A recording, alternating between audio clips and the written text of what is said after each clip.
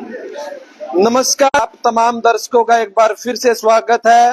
वक्फ bill को लेकर देश के कई हिस्सों में कल से हंगामा शुरू हो चुका है और कई जगह पर इसको लेकर जश्न भी मनाया जा रहा है। सोनीपत में इस वक्त हमारी मौजूदगी है। आपको बता दें, 2 अप्रैल 2025 को देश के संसद में एक विधेयक पेश किया जाता है जिसका नाम है वक्फ संशोधन विधेयक। सरकार ने दावा किया कि ये बिल वक्फ की संपत्तियों में होने वाले घोटालों को दूर करेगा। वहीं विपक्ष का कहना है कि ये सरकार की मंशा ठीक नहीं है और सरकार मुस्लिम समुदाय की ईदगाह, मस्जिदों और कब्रिस्तानों पर कब्जा करना चाहती है। हमारे साथ कुछ मुस्लिम समाज के लोग मौजूद हैं, उनसे इन वक्फ बोर्ड के बारे में राय जानेंगे, इनकी क्या कुछ अपनी राय है।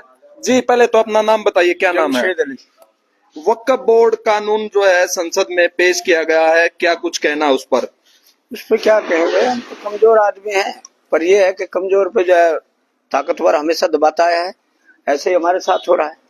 ये जो कानून में बदलाव किया गया है, इससे सहमत हो या नहीं सहमत हो? हमें तो ऐसा लग रहा है कि ये कानून जो है सरकार की नीयत शायद ज्यादा अच्छी नहीं है और ये एक तरह से अगर देखा जाए तो माइनॉरिटी को दबाने का शुरुआत है।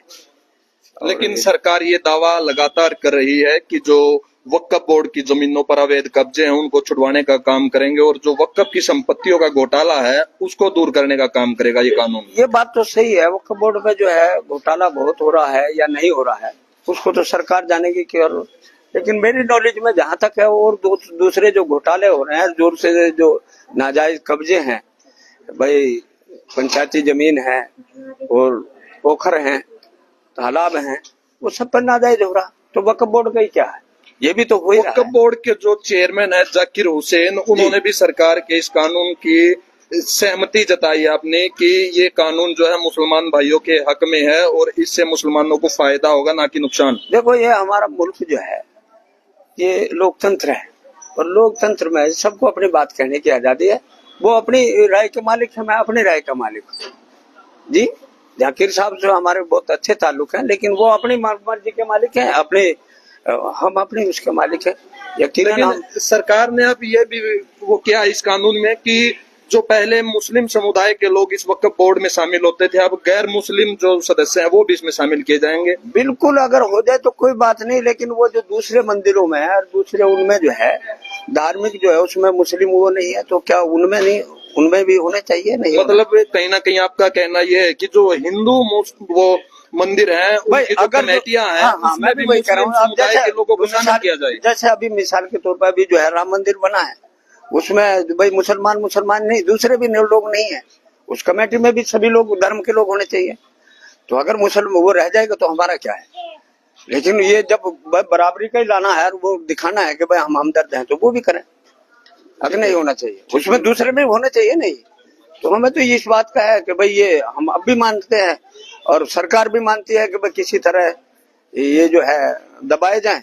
क्यों, माइनॉरिटी में सबसे ज्यादा तादाद जो है मुस्लिम की, और मुस्लिम दब जाएगा तो फिर सिख भी दबेंगे, ईसाई भी दबेंगे और दूसरे भी दबेंगे, बौद्ध भी दबेंगे। और जो है बौद्धों ने जैसा भी पीछे कहा कि भाई ये जो है मंदिर नहीं है, मस्जिदों के नीचे तो बौद्ध वो है, तो आप देख लें।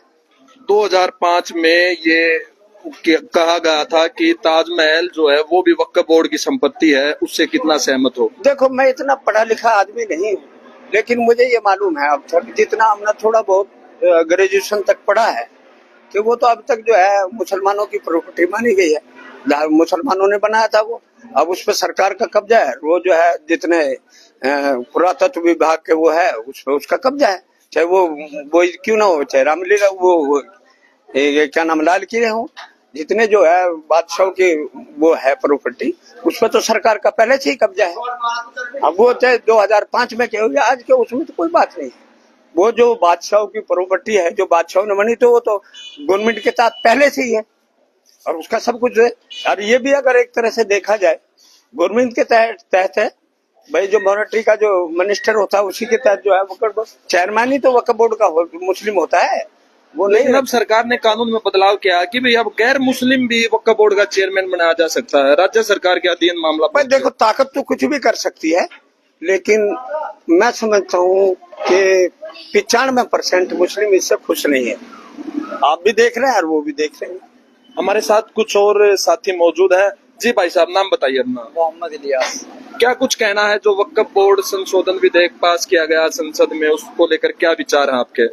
हमारा मानना है जो बिल पार्लियामेंट में हमारा मानना है जो बिल कल पार्लियामेंट में पास हुआ है, मुस्लिम समाज उससे बिल्कुल खुश नहीं है।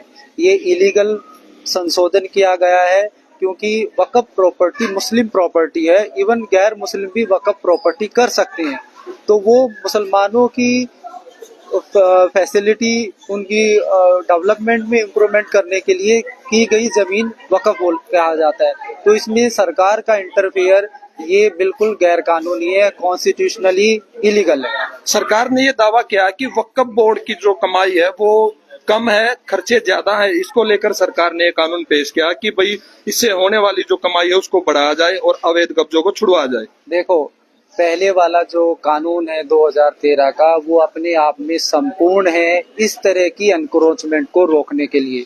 लेकिन जानबूझकर ये जो सत्ताधारी सरकार है, जो प्रेजेंट सरकार है, वो जानबूझकर मुसलमानों को एक ठेस पहुंचाने के लिए, उनको दूसरे दर्जे का नागरिक बनाने के लिए इस तरह के हथकंडे, इस तरह के लीगल इलीगल एक्टिविटीज को सामने लेके आ रही है। हम इस बिल से बिल्कुल नाखुश है।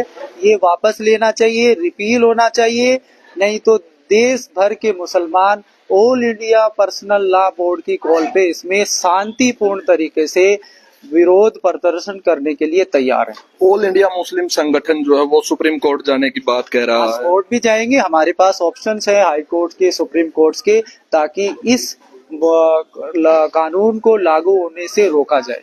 सरकार ये दावा करे कि ये मुसलमान भाइयों के हक में है कानून, इससे किसी को कोई नुकसान नहीं होगा। सरकार के दावे सारे झूठे हैं। अब तक हम भी अपने आप में चीजों को समझते हैं, देश के नागरिक हैं। हमने जो भी देखा गया है, सरकार ने वो दोगला रवैया अपनाकर मुसलमानों के साथ किया है। एक बात और मैं आपसे पूछना चाहूंगा, दिल्ली जामा मस्जिद जो है उसका जो इनकम है वो सरकार के पास अभी तक कोई रिकॉर्ड में नहीं कि इसकी इनकम कहाँ जाती है, कौन इसको संभाल रहा है। तो इस प्रकार के जो देश में बड़े बड़े जो मुस्लिमों के नाम पर वो बनाए गए हैं, उन पर कार्रवाई करने के लिए कि भाई इसका एक एक्ट ऐसा लागू हो कि जो इनकम आ रही है, जो खर्चे हो रहे हैं, वो सरकार के नॉलेज में हो। देखो, हम नहीं कह रहे कि मुसलमान सभी सही हैं, कोई भी। हमारी जामा मस्जिद, दिल्ली की जो जामा मस्जिद है, वो देश की विरासत का हिस्सा है और वो ASI के अंडर में आती है। तो गवर्नमेंट को फुल राइट है उसमें हो रही इनकम का वो सर्वे करे, ऑडिट करे, और जो भी बेशक मुस्लिम है, अगर वो इलीगल एक्टिविटी में इन्वॉल्व है, उसके खिलाफ केसेस चलाए, मुकदमा चलाए। हमने कहाँ बोला है? हम सब नागरिकों को बराबर अधिकार मिले, सबके साथ एक जैसा व्यवहार किया जाए। हम सरकार के साथ हैं उस मामले में। अगर कोई भी मुस्लिम इलीगल एक्टिविटी में इन्वॉल्व है, उसको अरेस्ट करो। पूरे मुस्लिम समाज को थोड़ी उलझाया जाएगा उसमें। अगर ऐसा लग रहा है सरकार को कि वहाँ की संपत्ति का मिसयूज हो रहा है या उसको आधा अधूरा दिखाया जा रहा है, तो ऑडिट बिठा सकती है। सरकार के पास मैकेनिज्म है अपना, ASI के अंडर में, कंट्रोल में है सरकार की मस्जिद। हरियाणा वक्फ बोर्ड के पास 12,537 संपत्तियां हैं, लेकिन उनकी इनकम कम है, खर्चे ज्यादा हैं। जो वेतन दिया जाता है कर्मचारियों को, उसके लिए भी गवर्नमेंट को मतलब लोन लेना पड़ता है तनख्वाह देने के लिए। इसका सारी जड़ है वक्फ बोर्ड करप्टेड है, मुस्लिम समाज करप्टेड नहीं है। It is the only. ये बात तो गवर्नमेंट भी बोल रही है कि भैया मुस्लिम समाज को टारगेट नहीं कर रहे हैं। इनडायरेक्टली मुस्लिम समाज टारगेटेड हुआ है, टारगेट हुआ है। गवर्नमेंट का ये साफ तौर पर कहना है कि भाई वक्फ बोर्ड की जमीनों के जो मामले कोर्ट में विचाराधीन है या जिन पर अवैध कब्जे किए गए हैं, उनको लेकर गवर्नमेंट अब सख्त नजर आएगी। इस कानून को लेकर वो मुस्लिम समुदाय के लोगों के साथ किसी भी प्रकार का भेदभाव नहीं करेंगे। कल देश के गृह मंत्री अमित शाह ने ये बयान संसद में दिया। देश के गृह मंत्री को हमने पहले भी सुना है। ये मैंने आपको बोला है ना, 2013 का जो संशोधन अधिनियम है वक्फ, वो अपने आप में करप्ट प्रैक्टिस को रोकने के लिए सफिशिएंट है। तो क्यों अमेंडमेंट किया गया, बताओ? क्यों इसका अमेंडमेंट दूसरा ऑप्शन क्या है फिर? अगर वक्फ बोर्ड आप दूसरा- कह रहे हैं भ्रष्टाचार है इसमें, हाँ। तो उसको लेकर सरकार क्या कदम उठाए फिर? अगर कानून पास ना देखो, करे तो क्या करना चाहिए सरकार को? सरकार ने प्रीवियस कानून के अंतर्गत जो एडमिनिस्ट्रेटिव प्रोसीजर्स हैं उनको फॉलो अप करे, जहां पे एनक्रोचमेंट हुआ है उनको हटाए, और किस रीजन से वक्फ बोर्ड की स्टेट वक्फ बोर्ड की लापरवाही के कारण ऐसा हुआ है तो उनको सस्पेंड करे, डिसमिस करे। हमें आज तक नहीं पता कि वक्फ बोर्ड में, हम पर्टिकुलरली अपने हरियाणा, किस तरह से रिक्रूटमेंट होता है।